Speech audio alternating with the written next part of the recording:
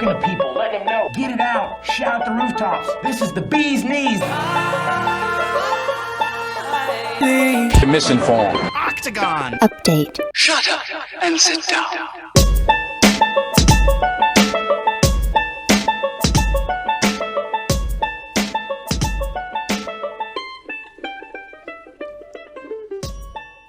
It's another edition.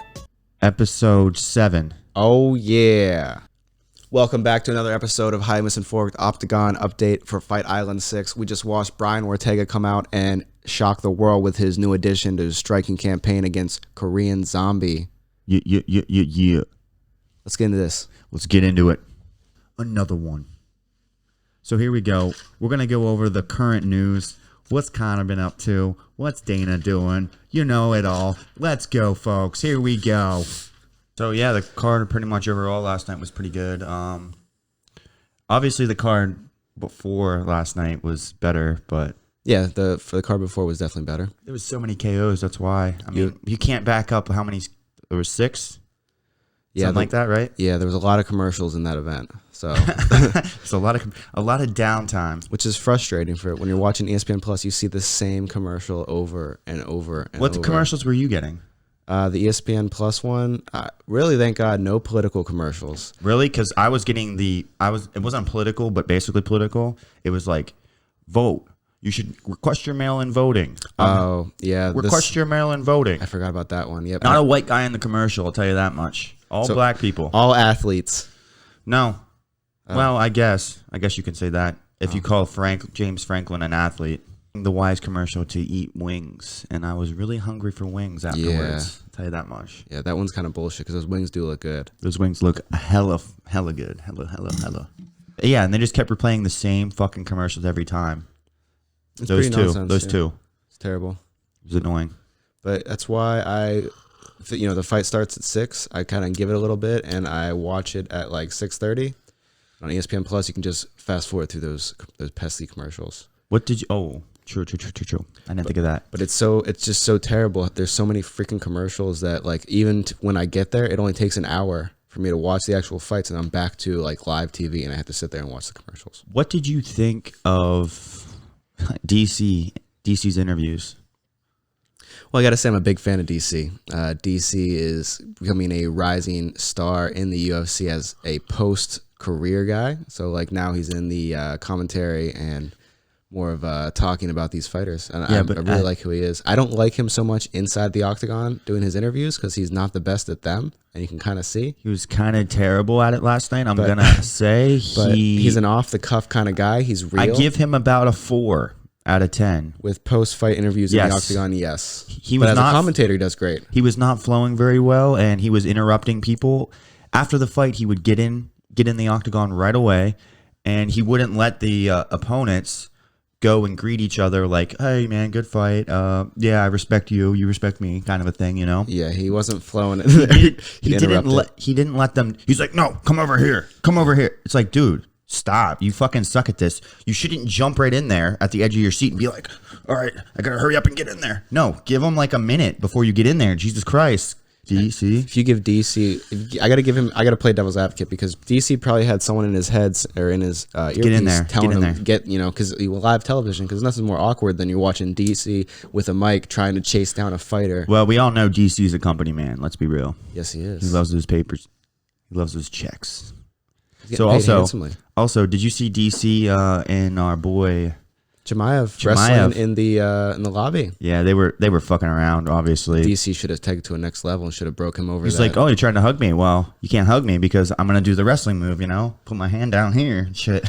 I think Chimaev's like the guy. Like he's like the kid that gets all the backs behind the stage treatment. Like right everywhere. Now, especially he's the poster boy, bro. Probably rooming right next to Dana. When you think about it, they're probably right next to each other. Dana's probably like, good morning. Well, did you see at the fights, Chimaev was literally sitting with Dana during the fights. Yeah, that was did you? So yes. It goes Connor, Izzy, and then Chimaev. So those are the top 3. What, on Dana, most popular or for Dana, for Dana, and Dana's pocketbook, you know, like Dana. I poster think boys he's shitting on Connor now. I think he's pissed off at him. He's not going to be pissed off about the checks that he's about to cash in January. Yeah. Hopefully they can get that into a live stadium. Well, he said he wasn't going to do it. Did he? He wasn't going to do the live thing. And plus, by January, it's not going to be live. He said he's not going to. Dana White said he was not going to have a live event until it's 100%. 50% ain't worth the nut.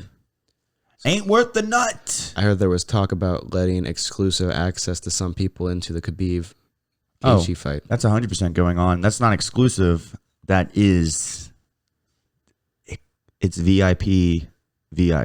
Ooh, so the VIPs of all the VIPs get access into that event. It's the Saudi money, bro. It's what it is. It's the Saudi princes that have palaces and say, hey, I'll give you each a couple million just to fight. No crowd, just in front of me in my throne in my palace. Yeah, that's probably it. That's probably 100% what it is. Yikes. So, yeah. Something us normal people wouldn't know about. There's not much to say about DC. He wasn't really that notable to begin with. That's why I think he's very notable. He's fat and he likes to eat food and he never cut really well. And the last time he cut, he failed his weight. It's very clear that DC. He was like bracing himself. He was bracing himself on his coaches. How much was he over? Maybe 5-10 pounds. That's a veteran move. Oh, it's a cheating move, and he's on John Jones about cheating. He's the one who cheated. So let's talk about cheating. Is that cheating more than John Jones doing steroids or hiding under the cage? What do you think? Well, according to John Jones, he wasn't doing steroids, right? According to John Jones, he smoked weed and then he didn't want to test. Allegedly, he allegedly had picograms. Okay, allegedly. If there's one thing I know, it's that John Jones has picograms in his system. Picograms. Well, who isn't on steroids? If you ain't cheating, DC's not on steroids. Well, hey man, a couple pounds over is pretty much steroids in my book. I think we all know that Tailgate was just everything else. Tailgate is just fake news. So is Tailgate, is that on the same level as what's the fucking petroleum jelly they use? What's it called? What's the brand name of petroleum jelly? Andrea, what's the brand name of petroleum jelly? Vaseline. So is it worse than Vaseline Gate for his Thiago Alves fight, the Pitbull? And there was a couple other fights. GSP was known for dumping himself. That's what they would say, but was it really Vaseline or was it sweat? Either way, he was slippy. I have some personal experience with this because when I was wrestling, there were a few higher ranked individuals that were very, very slippy. And did they use? And I'm sure Vaseline? they at least used a lotion before we wrestled. And I don't know. Do you think they did it on purpose? Yes, or they definitely did it on purpose. Oh, wow. You think they did it on purpose? Yes. I had a buddy I used to train with. He went to college. He went good. He would actually take tape, wrap his hands in tape, and then untape it so he had the grippy part of the tape on his hands. So when he grabbed a hold of you, it was just a straight up, he's going to grab a hold of you. There's little things you can do. So what's worse, not making weight or Vaseline? Not making weight would be worse, but DC made the weight. Well, so I don't know. It's still up in the air, I guess. And it was never proved that GSP was using Vaseline, but known cheater. Vaseline known cheater. See, I told you in the circles, like everyone knows that he was. Yeah, no, he's definitely doing it. Definitely rubbing Vaseline on this guy's back. But so yeah, do you think GSP did it? Keep going. Yeah, I think he did it, but I think he did it good. I think he did it to where he's not dunking himself. He's definitely asking his trainer to rub some Vaseline in the areas that would make it a little less difficult to hold someone's rubber guard. Nick Diaz tested hot for weed and was banned for 4 years. 4 years. But so that's Dana White just said that they test only in competition. So like a month before, and probably that's it. Probably like a month before, maybe not even, maybe 2 weeks before. Didn't Jones get tested the night of against DC, and then he got the results? Everyone always does that. Everyone gets tested the night of for USADA. But I think they're a little more lax. But there's certain levels for everything. Like even for steroids, there's certain levels. Yeah. And you can still take like a fucking steroid and be in the level. Like you could take testosterone and still be under the level. Know how to skirt the system. And a lot of times, usually the people making the drugs are ahead of the game The testing comes out after the drugs are made. Yeah. Not before, because obviously it's a new thing. And they're making drugs all the time. Like literally, there's like a fucking fat ass encyclopedia like this big with all these different drugs. All these PEDs. Like they just like look it up. They could change an ester, just like something little minor. And so the reaction in your body would be just slightly different, and the test won't pick it up. Well, it would be the same reaction, but the test wouldn't pick it up then. It would be performance enhancing. And people want to say that, oh, is he skinny and stuff? Why would he take a steroid? Or he doesn't look like he took a steroid? But in fact, there's a bunch of steroids you can take that make you more aggressive and don't put on mass. Yeah. So why wouldn't you do that? If you need to recover. That's my argument. Is did they test? Did they test for his what was the organization he was in? K1. Did they test for that? I wonder in that organization. Probably not. That's a good question. Yeah, probably not. The low end fights that most of his fights, I don't know. So John Jones said that he hit underneath. Do you think he's calling bullshit? I think he definitely hit under a cage because I like the story, because I'm a fan of that story, because we heard it years and years ago, and then now he finally confirms it. He said he smoked a blunt to hide from, athletic. Yeah, the Nevada Athletic Commission. I don't think that's the reason. I think he's trying to hide the fact that. Well, then again, if you think about it, why would he? Because he's tested hot for steroids before. Like, why would he lie to us when you think about it? I think he actually did marijuana. I think that's what he was. He was paranoid, and he didn't want to get caught because Nick Diaz, like I said, his game really didn't pay off exactly because he wanted it to be in November. So yeah, I think that's because he just wants to. Well, yeah, he's good to go. They're always staying ready. They're all good to go. So. But Dana White offered them both the fight. He said they just need to sign. Caitlin Chukagian. So the co-main event dropped the ball. The co-main event, Caitlin Chukagian versus Jessica Andrade. We saw that fight going a different way, but I also didn't think that Caitlin was not going to be able to, handle a punch. Well, it was one really good punch to the liver. One real good was a right hook right into the liver, and I think that she actually did it on purpose. Jessica Andrade's coach told her that Caitlin looked like she was cutting too much weight, and that the liver shot might be open. They said the body shot will be there all night. You should aim for it, and she listened to her coaches, and it worked. Caitlin looked when Jessica Andrade hit her in the gut. She tensed up her face, and it looked like she got a nut punch there for a little bit, and everyone was like, what? And then she ran away like she got hit in the nuts. I mean, that happens sometimes. The fight is still live, folks. She should have kept going. Because the fight is still live. It's a natural instinct for your body once you get hit in the liver to hold that and protect tense that. Tense up. And really she ran away, and Jessica Andrade literally just jumped on her, pounced for her, and TKO'd her real quick. Like before that, though, do you think Caitlin was winning the fight? That's my question. No, I don't. Exactly. So I think we just picked wrong. I think Jessica Andrade is a beast. Well, Jessica Andrade has hands, and her thighs are thick as a snicker. Yes, she does have hands, and she does have thick thighs. And what she did was cut the distance down. She didn't let Caitlin sit back there and just tally up the points, tally up the hits.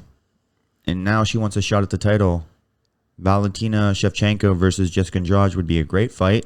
I think I'm still taking Valentina Shevchenko on that. Me too. She was biting off a little bit more than can chew, I think. But Andrade has the hands, and she has heavy hands, so she's got a puncher's chance. If she connects, a couple times, she can hit it. So, boy, Jimmy Motley Crute. Jimmy Crute is one of my favorite fighters now that he completely annihilated. And we saw him too before, and we didn't pick up on him this time. Oh, we have. He's a truck, man. He's only 24, I believe. He's a young newcomer from down under. And he's making his name known in the UFC with some heavy-ass hands. And he was like, I was turning around because I thought it was a knockout, like a walk-off knockout. And then he's like, oh, well, he's still going, so I'll just put some more in there. Knocked him out again. And then after he knocked him out, he sat beside him and gave him a hug. It looked like he was going to take a selfie with the dude. Yeah, I thought it was a great knockout. I think when he came over with the right hook and then followed up with the left, dropped him the first time, and then the guy got back up, dropped him the second time. Point accuracy, both of those shots. And then he's in the his opponent's down on the ground. Ref's coming in to wave it off. Opponent's looking up, and next thing you know, Jimmy Crute's sitting right next to you with your arm around you. The craziest shit. The funniest part was his opponent, his eyes. He was like, his eyes were so wide. He's like, what happened? That scared me. He was like me. this. He was like, I'm like, dude, did you just see an alien? That's what it looked exactly like. what happened. Now, did you see whenever he jumped on the cage and then looked at Chimaev and said, I smash you? Jimmy Crute That's what called Jimmy out Crute Chimaev at the table, said, I smash you. Well, he's a light heavyweight, so I don't think they're going to be fighting anytime soon. They should. Chimaev probably hit a little bit harder. Yeah, I think so. But he was... I was very Park impressed was with doing Chung. the thing. I was very impressed with Park with his Khabib like ground game. It was very impressive. He laid on him and it fucking worked. What I was most impressed with was his takedowns, man.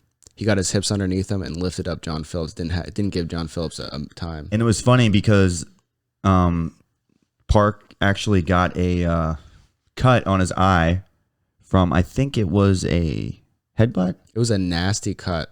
Was it it a was an headbutt? elbow from the bottom. Oh, it was an elbow from the bottom. But so yeah, he looked almost worse than John Phillips did at the end. Yeah, it happened is right funny. at the end. But, And he was like in the camera, like acting like he was crying. was It was funny. He was funny about He that. seems like a funny guy. He does. And he didn't know that he got the most strikes, obviously. Yeah, that was cool. So to we see. timed that one right, and that's cool. That's cool to see that we got that one right. We got all of our lower bets right. We're great on the undercard this one. So we only got one bet wrong. We got the choke again fight wrong. Mm-hmm. But obviously, if you have, we're gonna go over the last bet. Obviously, if you have the last name Nerikamenov, you're gonna be doing things in MMA. Big things. And see Saeed Nerikamenov, well, he fucked his guy up in just a couple seconds.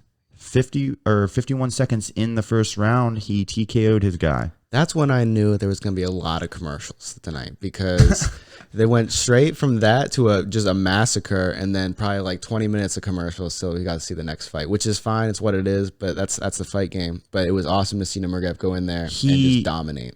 He knocked his guy off on a check left hook, and he didn't even get the punch off correctly. It was like a push punch, and then the guy went down, tried to shoot for a single leg, and you don't shoot for a single leg versus a Nerikamenov. I'll tell you that much. Yeah. And then he made him pay. He knocked him out pretty quick with the ground and pound. So it's good to see that. That last name. It's good to see that. Haunt. No relation to Habib, though. Really? No relation. That's amazing. Yep. So that's pretty much the card that I saw. I enjoyed the Kraus Silva fight. That was a fun fight to watch. I wanted to see more out of Klaus. I thought Kraus, he did a good job. Silva's a tough fight, man. Silva was undefeated on like an eight fight win streak or something like that. James Krause is old, and he's been in the game for a long fucking second. He's a coach. Yep. He's been coaching the last, I think, 2 or 3 years, and he hasn't been fighting a lot recently. Mm-hmm. Took the fight on last minute notice. I think like 1 week, 2 week notice or something like that.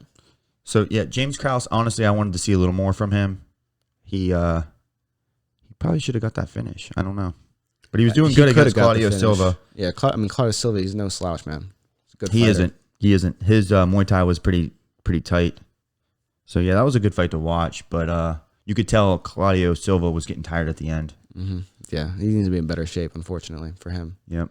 But another kid that I really love to see was Martinez, and that was the first fight on the main card. So Martinez has been telling people that he's a gamer, he's a brawler. He actually was always fighting people in the backyard, apparently. That's what he always used to say. And he'd be winning every time, too. So well, he beat a very good opponent in Thomas Almeida, who was on a run before his, I think it was his couple-year layoff because of injuries. He was on a run. Martinez, he looked up to him.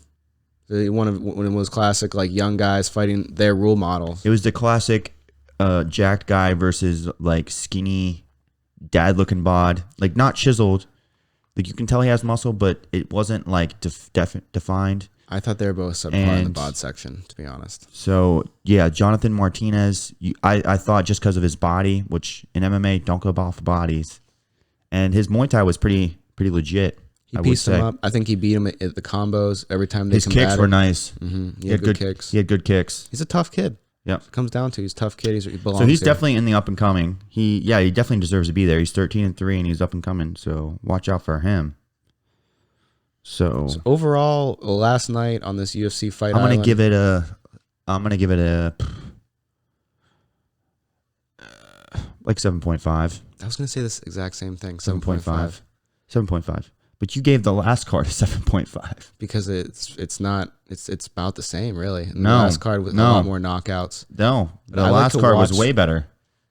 Says you, with the knockout, you love to see those knockouts. I like to see a lot of the combatant, a lot of the real technique. So, for example, Gillian Robertson, Gilbertson, Robertson. they mushed that together. My favorite fight though was this fight. This is, you could tell the technique. They were both was, killers. the technique is there for them. Mm-hmm. Thank God Jimmy Crute saved the card with the knockout category. Without that Jimmy Crute knockout, it would have been kind of boring, to be honest. And For casuals. He did call out Chimaev, and it was cool to see Chimaev sitting next to Daddy Dana. I didn't know that he called out Chimaev though. That's funny. So, about the main event again, I kind of wish that Korean Zombie, I wish he would have just made it a brawl. Like I said, I think he would have done better off. It was his tempo, man. I think he tried. He just wasn't ready to hit that tempo. I think Ortega just beat him to the punch, trained harder, was more willing to put it all on the line there. That's what I think the big difference was. Mm-hmm. Like Korean Zombie, he wanted to fight, but I don't think he was ready for the output, that Ortega had. Ortega also took it on the chin sometimes. Korean Zombie also landed as well, and Ortega said, Yes. "I'm not phased." They both kept getting hit in the chin.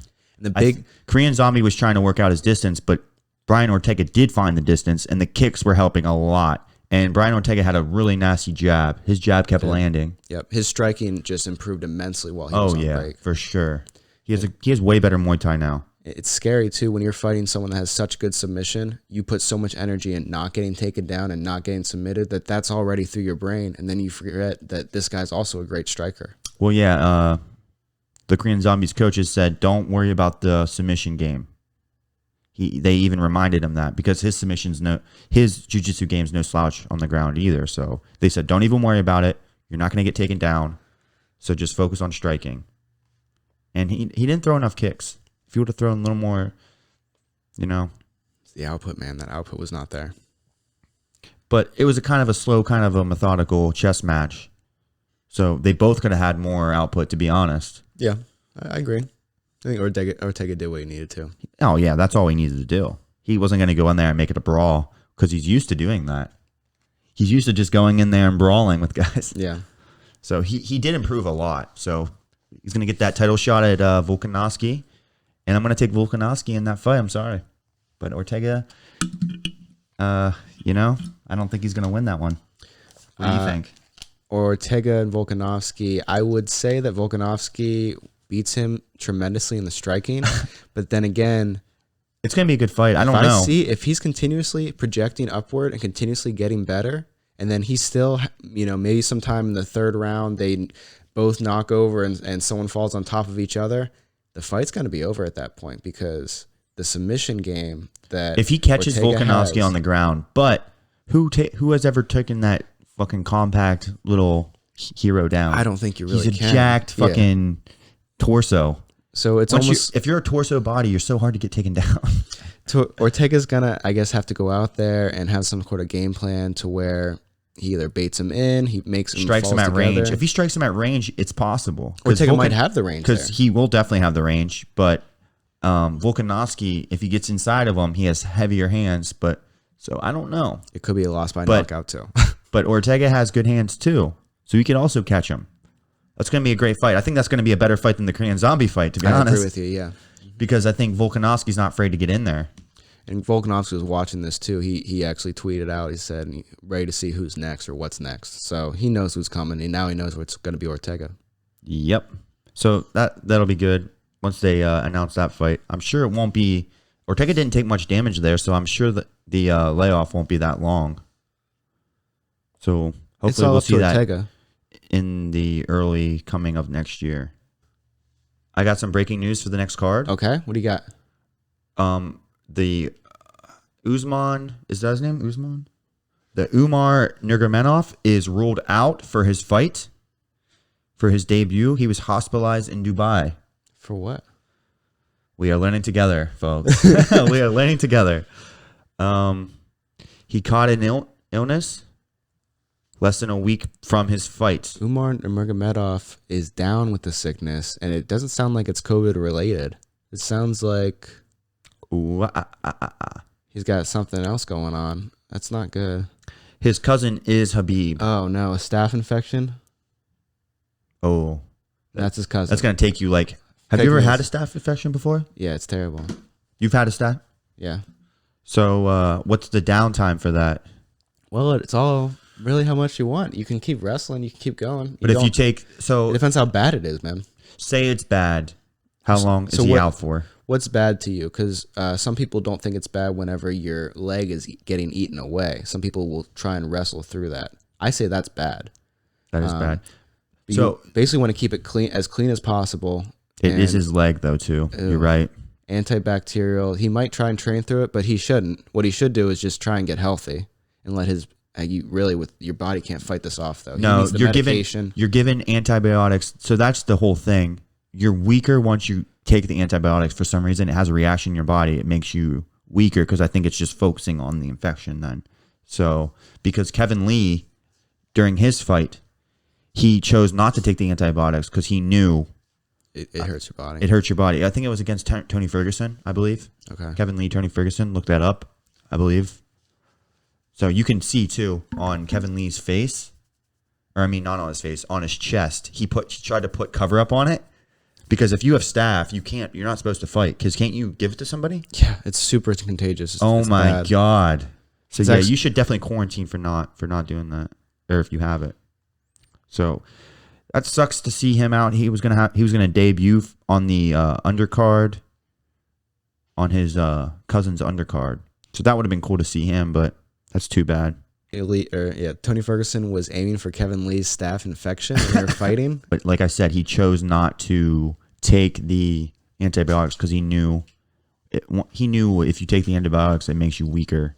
Well, that itself, and your cardio suffers. You're choosing not to address it. That's all you're doing there is you're letting it go into your body. Because, I mean, it depends how far along it is. If you found out that he had a staph infection 3 days out of the fight, I think, you should probably just wrap it up and fight and then hopefully clean the mat and get the other guy to clean as fast as possible. But if you have it a month out, you're going to have to cancel the fight or something because... He probably had it a month out. And now they're probably just cracking down on it. They're saying you can't do that anymore. It's deadly, man. Which I think Kevin Lee knew that. That's why he tried to put cover up on it.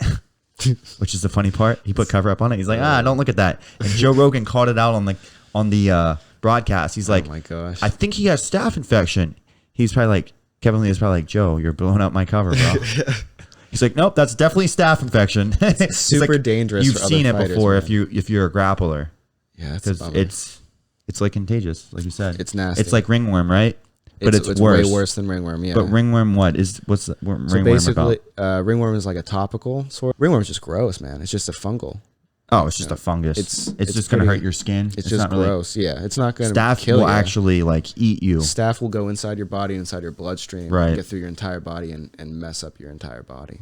Interesting. So yeah, that sucks that he's out. It was gonna be good to see his debut. It's so important when you're training. You need to wash up, clean up, and use that defense soap. That's what it comes down. Yeah, let's check it out. We were going to bet on him, but we can't bet on him now because he's a perfect 12-0 as well. Too bad to see him out. That's probably why his staff, because he's always working so damn hard. So the Brazilian Cowboy is fighting on the prelims. Bet on him. Definitely bet on him, but he's facing a perfect 12-0 fighter. Hopefully he's the underdog so we can make some money. Usually if you have a name, you're not the underdog. So we'll see. Alex Oliveira is the guy to kick out an undefeated fighter. Alex Oliveira is he's not going to lose, man. And if he does, I'll be very surprised. True. He's a gamer. Yep. He's on my list. So another fight that I'm looking forward is Stefan Struve is making his return versus Tallahassee Valarasi. And this guy is good. He hits like a shit brick house. He is Samoan-ish. He's from New Zealand. I'm going to go with the Samoan-ish from New Zealand, Tai Tuivasa, because he just looks like he's ready to knock this guy out. Yeah. I've seen him fight before. This is at heavyweight, folks. And, yeah, I think he is going to win that as well. But Stefan Struve has been through some wars. He's 6'11". That's pretty. That's 265. pretty huge. Holy crap! Yeah, I know. That's what I'm saying. You never heard of Stephen Struve? I think I've seen him fight before. Oh my gosh. Yep. So yeah, he's gonna have the reach there. So that's gonna be interesting. Also going to be another good fight. Walt Harris versus Alexander Volkanov. I know. No, I have Volkanov on this, but Walt Harris is a killer too. Walt Harris is good. So I'll it's go with good the to see that southpaw one. on this one. Walt Harris. Yep. But we're going to see some odds right now. We're going to get to our best bets here. Best bet segment.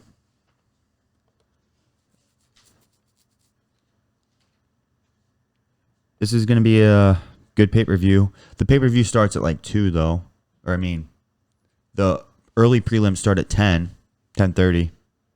So that's weird to see. I guess they're starting it for the Middle East times. Start to compete with football here in the U.S. I guess that's what they're trying to do. They're thinking their demographic for this fight is mostly in the Middle East. Nice. Because of Habib, You know, I like it when the fights are early, though. I know I've talked about this before, but there's nothing better than waking up, having breakfast, and watching some prelims. Tai Tuivasa is the underdog. Plus 104 underdog. Yeah, that's a toss-up. Oh, and the Umar Nerikamenov, he was a minus 650. Just was his last name. But he's not fighting anymore. So that's too bad. The Beats fighting? Yeah, in October. Yeah. Oh, okay. That's too far. No, he's not fighting. What? Why does it say October 24th? He's not fighting on this card. Either way, put money on the Beat. Put money on Zabit. He's facing Yair Rodriguez, the guy that Cody Garbrandt just knocked out. The Beat will win. Zabit will win that fight easily. But Alexander Volkanov versus Walt Harris. Alexander Volkanov is a minus 184. I think I'm going to lock that one in there. Who else? Is there any other? These are not on the same card. Fuck. Damn. They don't have any of these undercard fights that I wanted to bet on. Let's see. I wonder why. They just don't sometimes. Nope, Casey Kenney. There he is. Casey Kenney versus Nathaniel Wood. Bet on Casey Kenney, folks. Bet on Casey Kenney. Although Nathaniel Wood's a good fighter too, but I think Casey Kenney's going to take this one. He's a tough individual. Robert Whittaker versus Jaron Cannonier is just a coin flip. I'm not going to touch that one. Yeah, that's a coin flip. But who's the under? Oh, wow. It's plus 100, which means it's even money. Even as heck. Even That's money. Crazy. So I think my bets are going to be Tai Tuivasa. He's the underdog. For the money. And then he's a slight underdog, nothing too notable.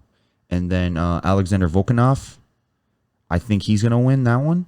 Volkov. Alexander Volkov. I think he's going to win that one. And then I'm not going to bet on Robert Whittaker versus Jaron Cannonier. Yeah, it's going to be a toss-up. I wouldn't be surprised if Robert Whittaker won that fight, but I think Jaron Cannonier should win that, especially with title implications. I think Cannonier wants it more. Yes. I think he deserves it more. Exactly. But just because you deserve it doesn't mean you're going to get it. And then our main event for the night, for the pay-per-view, folks, what we all been waiting for, the most anticipated fight of the summer. Habib Nerikamenov versus Justin Gaichi. Who do you got, Nick?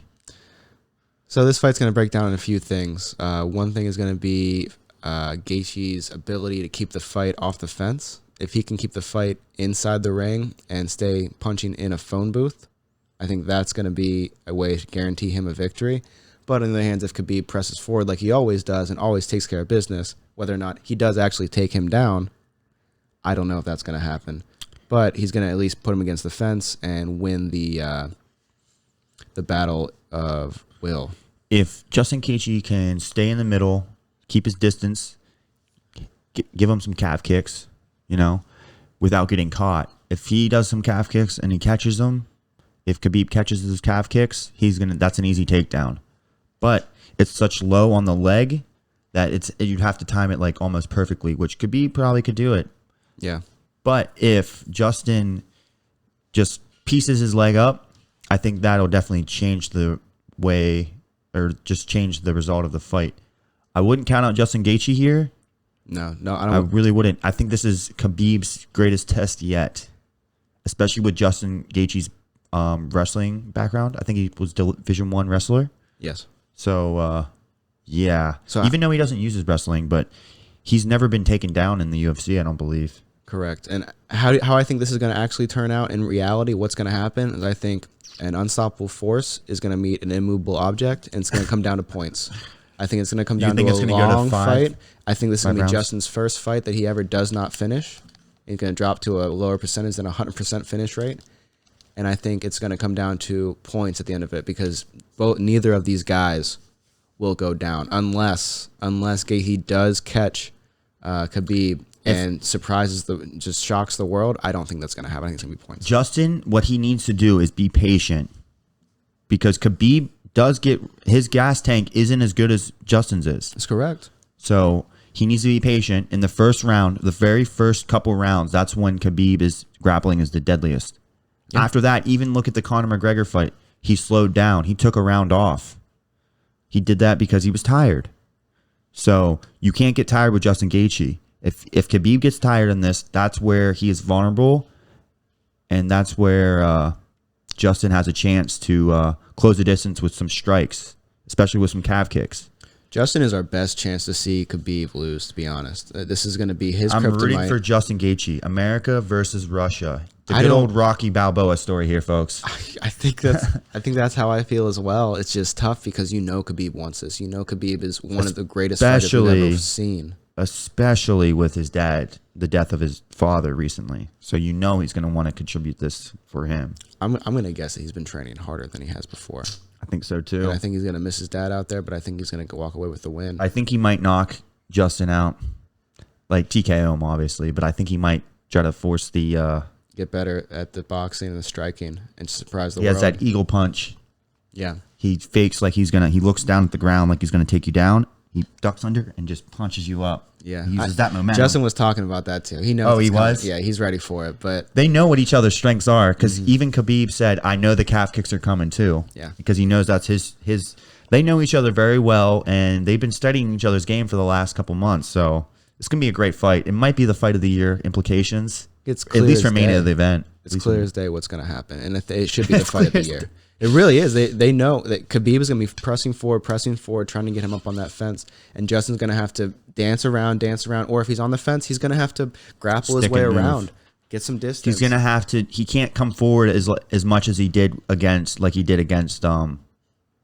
Tony Ferguson. Like Tony Ferguson, he just walked him down and just fucking slugged it out. Yeah, that's not going to happen. He knew that Tony Ferguson couldn't take him down. So he's just like, fuck it, I'm just going to beat him on the feet. Yep. Now, he's going to have to switch it up a little bit. He's going to have to do those things, but he is going to have to backpedal Khabib a little bit.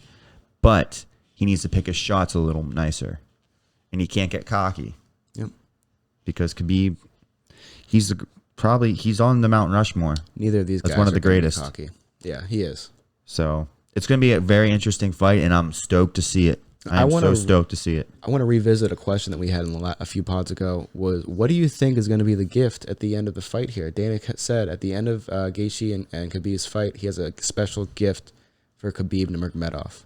What do you think it's going to be? Oh, he's going to try to make the GSP fight, I believe, at like a catch weight is what I'm thinking. Maybe 165. Even if he loses? No, if he loses, he's not getting the fight.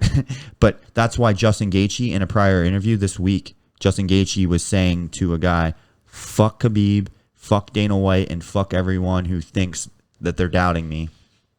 They're going to call me Mr. 2020 because I'm going to spoil everyone's year. Yeah. So that he's saying that because he's already trying to line up Khabib with another good fight. Yeah. And I'm thinking it's probably the GSP fight. It's the super fight that everyone's been looking. That's the biggest fight. GSP's game. What would be a bigger fight?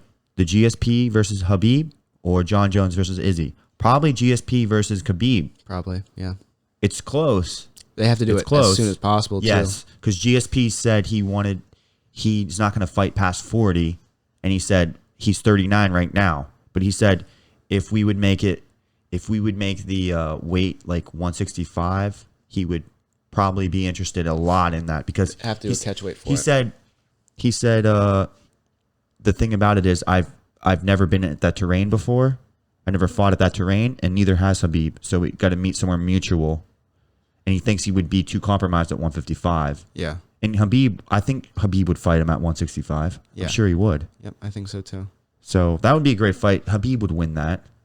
GSP, But if GSP wins that, he might be coming out Vaseline, all Vaseline, slippy as heck. GSP has before GSP or before Habib, GSP had the best grappling in all of MMA. So that is going to be another great matchup.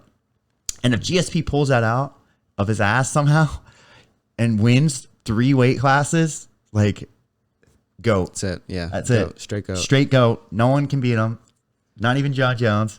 GOAT. Yep. Now, I think more realistically, at the end of the fight, I think that Dana's going to come out and say, hey, welcome to the UFC Hall of Fame.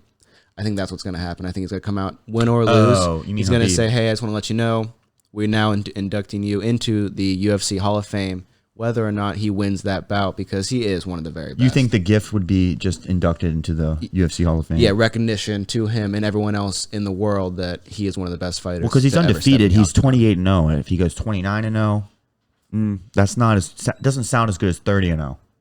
If you get 30-0, then I could see that. If he gets back, I think the gift in my mind, again, I think it's the GSP fight, because Habib has been wanting this fight for years now. Mm-hmm. So I don't know. It'll be interesting. So Dana White did say about that, the gift. He has a gift for him. Yeah, he says he has a gift for after the fight. So basically, everyone stay tuned and buy the pay-per-view to see the gift. Hopefully, yeah. It's a T-shirt. Yeah. He brings out a T-shirt that he made. He's like, here's your UFC T-shirt. Here's a hat, kid. He's like, here, you got your own bottle of Proper 12. What an insult, man. That'd be chaos. Oh, man. So, yeah, our best bets of the night are going to be Alexander Volkanov, Tai Tuivasa, and I got to look at Alex Oliveira. I didn't see odds for him, but hopefully we can. You want to put money on Alex Oliveira? We might want to put money on that motherfucker for sure. I don't. So there's no odds for him. There's no odds for Cowboy, the Brazilian Cowboy. Heck? If you guys see odds for Alex Oliveira, put money on him. We'll put him below, but I'm not seeing odds for him. But definitely Alexander Volkanov and Tai Tuivasa. Those are definitely our best bets. But Justin Gaethje does have a good chance. But it's Habib. He's 28-0 for a reason, folks. Mm-hmm. Yep. Casey Kenney, me personally, I'm going to put money on him. He's the first fight of the night. He just fought a few weeks ago, and he's a great guy. Wait, Casey Kenney's on this card? Yep. Oh, shit. Okay, wait, whoa. Casey Kenney is on this card. Nathaniel Wood's a good fighter, too. Don't get me wrong. It's going to be another great fight. Okay, we're putting money on Casey Kenney as well. Best bet, Casey Kenney as well. Okay. How come this site is all fucked up? How is Casey Kenney on and Alexander I don't know. Alex Oliveira is not. So definitely Casey Kenney. He's a minus 250 or 205, but I like it. He's almost a sure thing. I like it. So our best bets again, folks: Casey Kenney, Alexander Volkanov, Tai Tuivasa. Yes, sir. So lock those in, and we'll see you next week for another round of best bets. But I think we are at. So we were 8-3. So now we are at 9, 10. We're 10-4, which is pretty good. 4 is not too bad at all. We're pretty decent. I think I only see one of these guys winning or losing. If it's going to be a loss here, I think it's going to be Tai Tuivasa. But I don't think he's going to lose to Stefan Struve because he has the hands too. So that's going to be a great fight. Look for that to be a slugfest. So that might be a knockout for sure. One of them's going to get knocked. He's going to have to beat the distance. And Casey Kenney? Chris Cyborg and her performance recently in Bellator, where she got her first career submission via rear naked choke. She was just beating the girl up. Oh, she was. You saw the girl just gave her back. Yeah, basically. It was another lopsided victory for the Cyborg. But Indeed. It's nice to talk about her. Yep. And just as much as Till and Perry, I'm not sure if we talked about that earlier, but Perry and his manager said that they were just trolling the media and us, they did say that. Saying that they're definitely not going to let Till in the corner, but and they'll take their money anyways. They said $5,000 is chump change. They would not accept a cornerman for $500 or $5,000. So who do you think it's going to be? That's what it comes down to. It's going to be a big donor. Someone's going to get in that corner. Well, a porn star, Kendra Lust, came out and said that she would do it, and then Perry's girlfriend came out and said absolutely not. That's interesting. I would probably just say, hey, take the money. I would let a porn star in my corner. Yeah, if I had a girl. I think Mike Perry is going to annihilate poor Robbie Lawler. Robbie Lawler, I love you, guy. He's gonna definitely retire Lawler. I think that Darren Till would put Mike Perry to sleep. Well, they're at different weight classes, so I mean, he would have to go up. Perry would.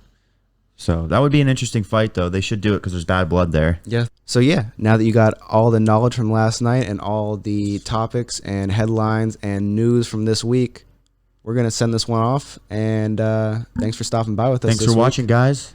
And Appreciate come back next week for more MMA news. Don't forget to like, subscribe, give us comments, let us know how we're doing. Don't forget to follow us on Instagram and use our links down below if you're interested in gambling if you live in PA. Also, use our links below for Amazon, get your free month trial, and link to our gear if you're interested in starting your own podcast. Also, listen to us on Spotify. We're on Spotify, folks. Or wherever podcasts are listened to. Get your podcast. Let us know how we're doing. Thanks for stopping by. Thanks for stopping, guys. We'll see you next time.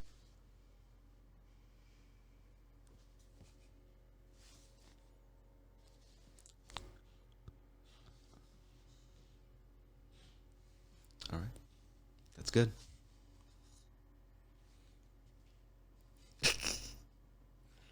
Good shit. All right.